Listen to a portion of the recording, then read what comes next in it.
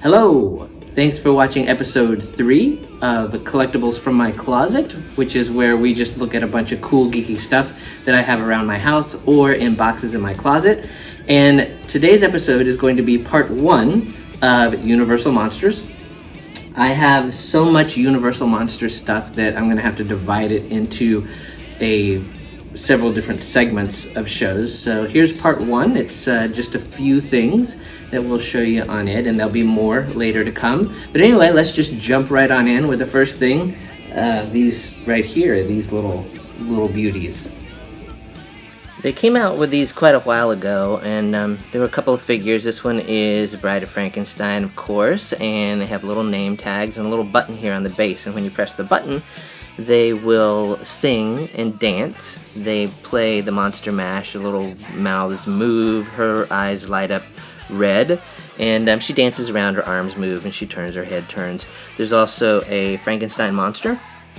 You see here it's got the same button on the base, and he also plays Monster Mash and dances. I'm not going to demonstrate that because Monster Mash is a copywritten song, and YouTube does not play well with videos using other people's music. But there you go. Now I don't know if you remember the little like digital pets and digital like little things that you had to care for that people carried around, those little gigapets I think they were called. Well, they did make some Universal Monster versions of those.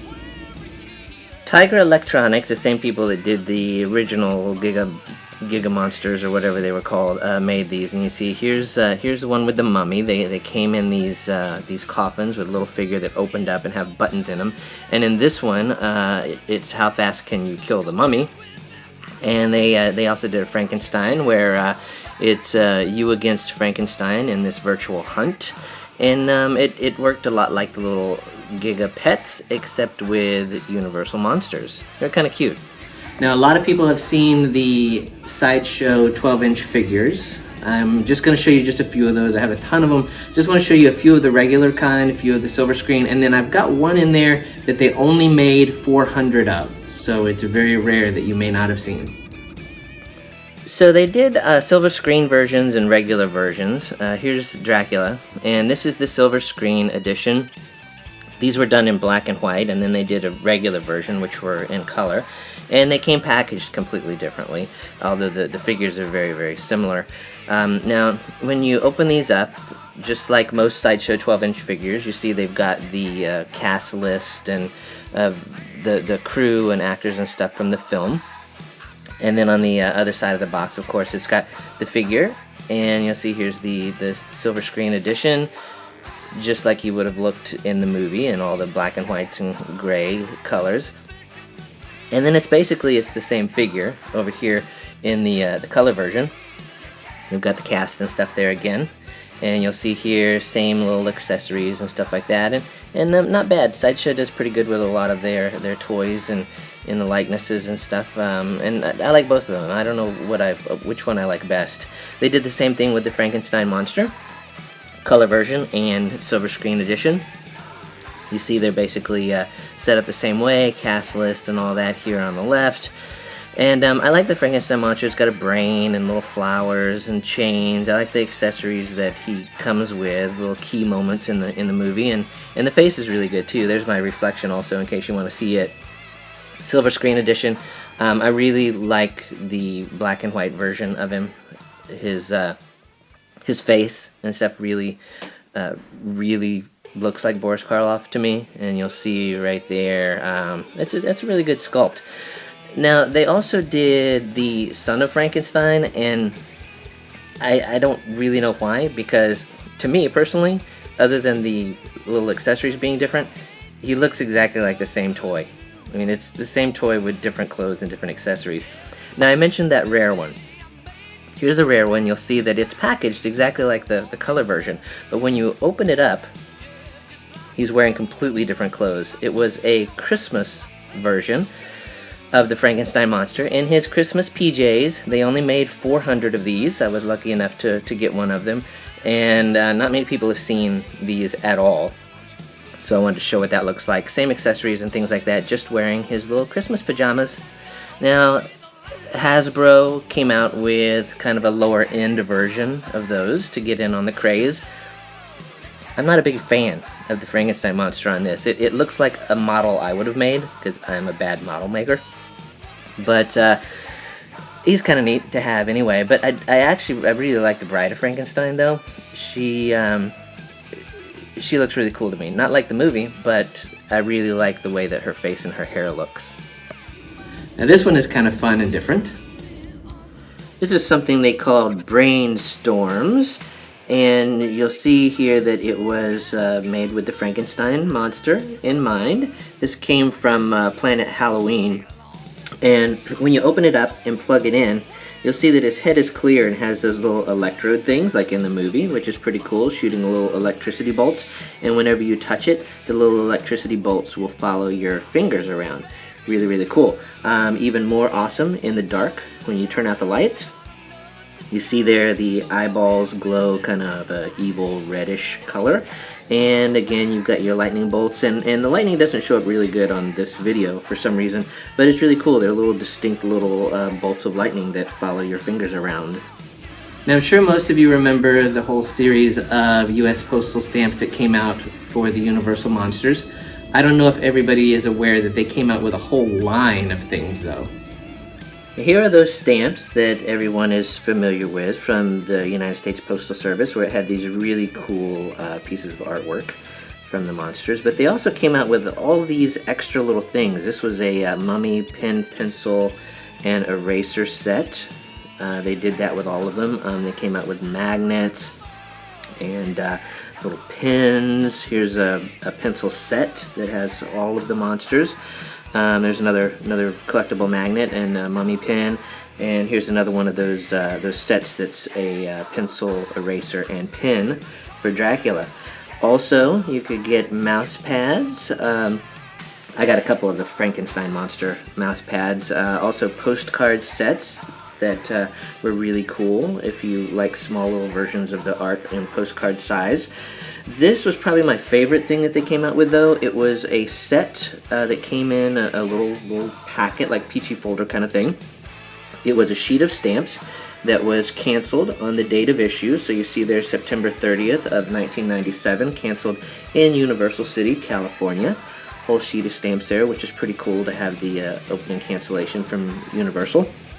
And inside were these small poster versions of the artwork that's featured on the stamps of each one of the monsters. Here's that little kind of peachy folder thing that everything stays in, which is a neat little collectible piece itself. And the other set of poster prints right there. So I really, really liked this set of stamps and posters. Now these are a couple of my favorite things, these posers. These were more figures from Sideshow Toys, and they were very stylized. As you see there, it's very kind of cartoony, comic book type face and body shape. And they called these posers that they came out with for several of the monsters. This is, of course, the Wolfman. And they're really big. I keep them up on top of my entertainment center. The Frankenstein Monster is one of my favorites. I love that face. He looks kind of like the Groovy Ghoulies Frankenstein Monster, which I think makes me like him even more.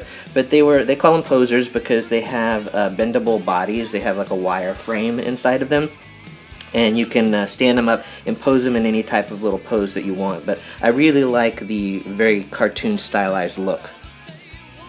Now here's something else that you may not have seen that's very different. While this is not an officially licensed Universal product, it's still cool to have. It's this little coffin that has little little handles that work, and you open it. Inside is Dracula. And this is actually, it's an ice bucket. It's an insulated ice bucket to use at parties. Especially good for Halloween parties. You just fill it up with ice, his little head sticks out, and you can close and open the casket lid to get ice out for your drinks.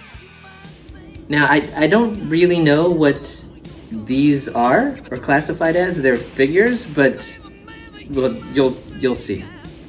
These were always kind of weird to me, because I guess I don't understand what they are. I mean, there's a glow-in-the-dark and special edition, and this is Series 1. It's the Frankenstein Monster, which glows in the dark. It's an articulated figure, and it's kind of ugly, but different. And then they came out with this limited edition Creature from the Black Lagoon, which is a see-through glass looking type figure. I mean, it's not glass, it's plastic, but it looks like glass. And I don't know, they're different. I don't know if I like them or not, but I have them because they are different and I haven't seen them. Now, who doesn't like a good diorama? There are a couple of really cool boxed sets that came out. I always like toys that let you set up scenes from the movies, and these let you do that. Here's one from Dracula, of course, and there's Bela Lugosi with his face partially covered.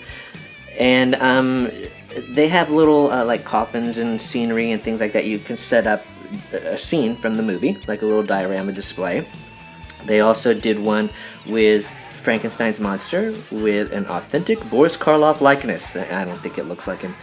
But this is actually from Bride of Frankenstein, and you'll see that there's a button there that says, a sticker says, try me, try me. So let's try him. When you do that, he breaks free of his chains. Arr, arr, arr, arr. Yeah, there you go. That's kind of what he does in his chair.